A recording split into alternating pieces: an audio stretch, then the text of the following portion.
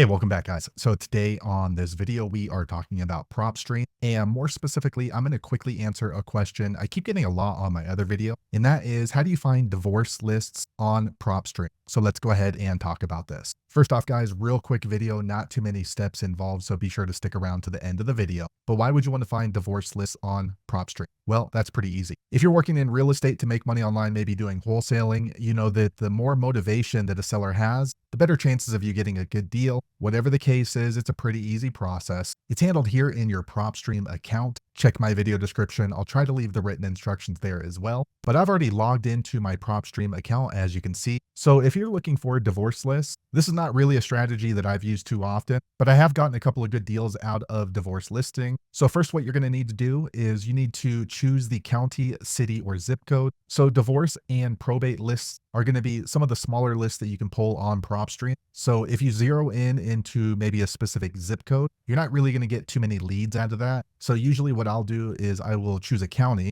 Okay, I'm going to choose Los Angeles County, for example. Okay, you can see there's around 2.5 million properties that are on PropStream listed in Los Angeles County. And there's a couple of different ways you can do this. So the first thing you want to do is click on filter right here, the turquoise button on PropStream. Okay, so once you do that, PropStream makes it easy. You do have a quick list choice. So if you drop down there, you're going to see the divorce list right here. And it's automatically going to populate for divorce filings. Now, one thing I want to let you know is these are all set up on a recording date. So some of these recordings are pretty old. So if you're calling a divorce list anyways, or your assistant is, you probably don't want to call them and say, hey, I heard you're having a divorce. But if you're sending out mailer pieces or text messages, you sometimes are more likely to get a reply. But sometimes these are actually pretty old. So for example, here there's 180 listed in Los Angeles County, but you can see the filing date on some of these go back to 2018, and I'm recording this in 2024. So these are about 6 years old. The divorce may have already been completed, so it could be outdated information. So if you're looking for fresh data, what you can do for divorce lists on PropStream is click on filter. Okay, so we already have the divorce list, and what we can do is we can go down here to this button here on the left, lien, bankruptcy, divorce status. And now what we can do is we can do a divorce filing date and click on here. And let's say that maybe we want to only pull a divorce list from the past 3 months. So I'm recording this in July. So let's go back to April. Okay, so we're only going to pull for the past few months, and then we'll close this down. And you can see within the past few months, there's only been 12 divorce filings that are listed on PropStream. Also, another thing you can do is if you click on filter, so it really depends on your strategy. Whenever I am looking for divorce lists on PropStream, I always click here, MLS status. I don't really want to buy on market properties, so I'll always click no for MLS status. And you can see there was one property that is listed on the MLS. And then another thing you can do is go to property characteristics. And I don't really work with commercial properties, so I'll usually click on single family, condo, multifamily, 2 to 4. Okay, so let's go ahead and take a look. So there weren't any commercial properties that were listed. And then lastly, if you have a large divorce list that you pulled from PropStream, you can actually go down here to valuation and equity. So if there's no equity in the property, there's less chances of you finding a deal. So usually what I would do personally is I would click on equity and do 30%